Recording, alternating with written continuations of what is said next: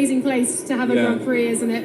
And in terms of how the team is supporting you as well in just your second race weekend, what are the targets? What are the numbers or targets the aims that you have for this weekend? They have been very supportive. Everyone in the team, they have been pushing on the same direction and being always, holding my back. So it has been very nice.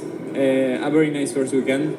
Of course, working towards what we need and what we feel that we can do better. And I think a lot of info now to still learn and understand towards this weekend. So it has been a good weekend in Imola. Of course, a lot of things still to learn and understand, but overall happy and excited to be here. Flavio told you try to be in the points and not to crash. Easy to say, not so easy to do, and certainly not on a track like this one with no room for error. So how do you manage to be the best prepared possible for this big challenge? A lot of sim, I guess. That's the best way. We cannot drive any other way here in Monaco, so a lot of sim. The team has been, very good on the driving me on the right direction and putting the priorities where we need it. So happy to be here. I think it's a very difficult track. It's one of the most difficult of the calendar. So we are gonna try to put the car in a good window, try to get that confidence that I need with the car, and hopefully arrive in quali with a good base. Yes. Monaco is the biggest and most difficult track on the calendar. Is this one that you look forward to, or that you've looked at and thought, this is one that I'm maybe a little bit scared of? I'm looking forward to it. I'm not really scared. After last year, going to Baku second race, then Singapore straight away without any heat prep, that was tough, So luckily I have some experience of how it was last year, what I've been going through, and how to prepare. I know it's a different kind of track, very high downforce, very slow speed. Monaco is a great racetrack. It's a very special race. I think the most special of the year. So it's great to be doing here my second race with Alpine, and I'm just very excited for the weekend. I think it's gonna be a nice experience. It's gonna be also a nice opportunity to do well. Our car is probably a bit stronger here. The engine is not very important, so I think we are gonna be a bit less sensitive to that, and hopefully we can have a clean and good week. It's now a mandatory two-stop. How are you therefore approaching the weekend differently? How do you feel it will affect the racing? I haven't thought about that too much yet, so I'll speak with the guys, but I think everyone's just going to do a two-stop instead of a one-stop, so I don't know how much it's going to change for the big picture, but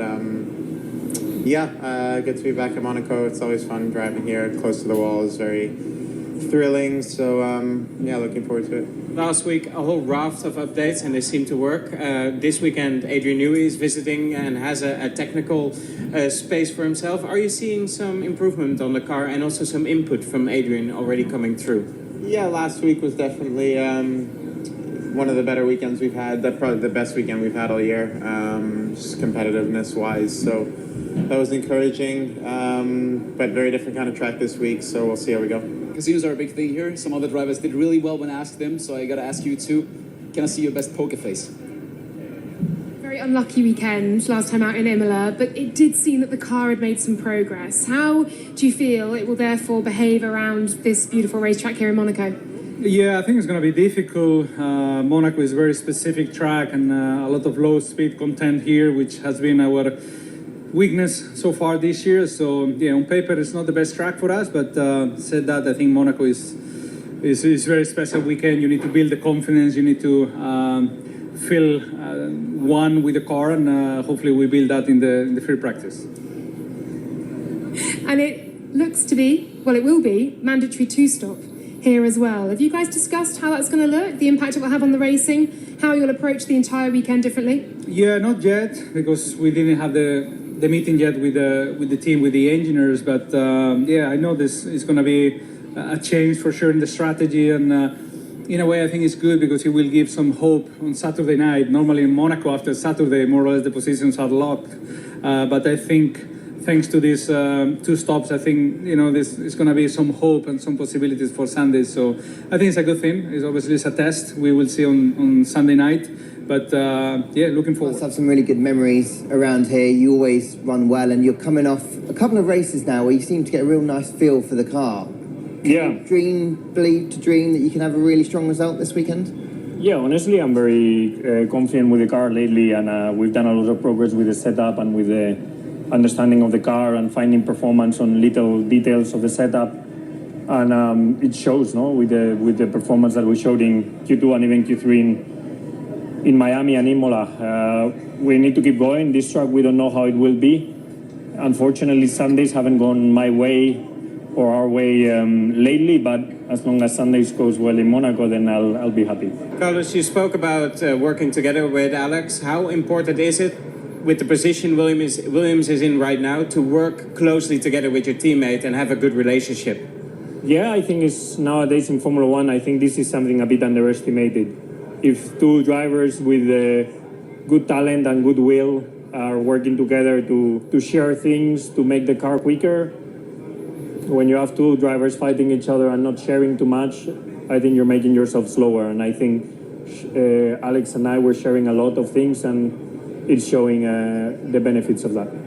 How much of a role does luck in general play for you guys?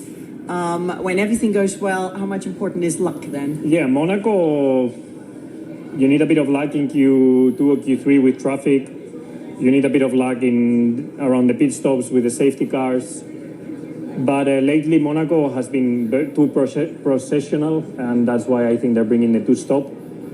I think most importantly is qualifying and then know how to manage the race. So let's see if there's not too much of luck. Have you talked a lot within the team about this new rule this weekend that you've got to stop twice, and how much do you think, if anything, that's going to affect things? Yeah, I think it will affect things a lot for sure, and I think it's going to make things incredibly interesting. I think the main thing is that prior to qualifying, we're not really sure what to do, because the ideal strategy is quite dependent on where you start. So we have to really hope to qualify well first off. And then Saturday night will be a very busy one, trying to understand what we aim for on Sunday. To a certain extent, of course, you need to be lucky, but I'm a firm believer that you create your own luck. By the same token, I feel a bit hard done by last week. I wouldn't call it unlucky, but on the wrong side of a few things. But no, generally, I think luck is a strong word. I don't fully believe in it. But if there's ever a weekend to be lucky, it's this one. So what was the kind of debrief from Imola? Was it the having to play with the ride height a bit? Just didn't really, there wasn't much performance in the car. Was it anything else really? Honestly, the performance was quite good in the car. I mean, I would have liked to see where we would have finished up in qualifying. And my pacing clean air in the race was very strong, honestly. Just things didn't really go our way, in qualifying, and also in the race we had a problem, which meant we had to take another pit stop, and I lost, almost a minute of race time from that. So, I think really if we executed everything perfectly, we could have been in the points last week. So it's a bit deceiving, the result of last week. It's been a bit of an up and down season for you. What kind of gives you hope that this will be an up, really, in your kind of trajectory this season around these streets? Yeah, for sure. It's been, lacking a little bit of consistency, I would say, in the performance. We want to have that back, for sure. We'll see, if that will come back. It's been quite a tough last event. There are things that, we are working on. So we'll see if it needs more time or if we manage to get on top of it for this week. What is it that makes Monaco so different than all the other street circuits? Is it the track itself, or is it the aura around it? Or a combination, maybe? I think all of it, yeah. I think it's obviously very special, to be racing in Monaco, the glamour, all the people that wants to be, attending the weekend. But also the circuit, it's super rewarding as a driver. The more you take risk, the more the lap time comes, and you need to gauge that well, If you take too much risk, it's not going to end well. So getting there, step by step is the most important things. And these streets haven't really changed, since so many years. Our cars have, they've got bigger, they've got quicker, but we still race here, and it is that historical feeling which is very important. And of course, typically... But honestly, around here, I don't think that's going to be a close enough comparison. I think the feeling of, driving here, being up against the walls, the bumps, the character of this place, yeah, it's it'll be something I learn in practice. What do you think people will hope the mandatory two-stop will achieve? What would you hope it will achieve? Obviously, a podium or a win for yourself. Yeah, there you go. I mean, it's opportunity. It's allowing for the opportunity of something to happen and create some action. It's a track that, especially now with the tires are in quite a good window where they're lasting a very long time. And I think especially around here where it's low energy compared to most tracks, the tire lasts. And because it's so difficult to overtake, a one-stop is going to be very straightforward. So I think it allows opportunity. Honestly, none of us know what it's going to do. We're going to obviously plan out the best we can, but truthfully, it's an unknown, and I guess in that itself, it's going to be some opportunity. Luck is also very important in Formula One, not just this weekend, but in general. How much of a portion or how much for luck do you hope when there's a scrum and lots of stuff going on the track? I mean, you need, in some ways, you need it in Formula One. I struggle to believe in it, but it's something that for sure, Formula One is just a sport that has a huge amount of variables. It's not like other sports where it's down to just the player and their racket or club or whatever they're doing. It's a big team sport. There's other drivers, other teams, there's weather, reliability. There's so many things that come into it to have a good race or a successful season. I guess you do. About qualifying here, how do you approach getting the most between these guardrails? And it's a mental game, I think. Well, it's about confidence more than anything, to be honest. You need to really feel confident, have the car beneath you. You need to be the boss and on top of things.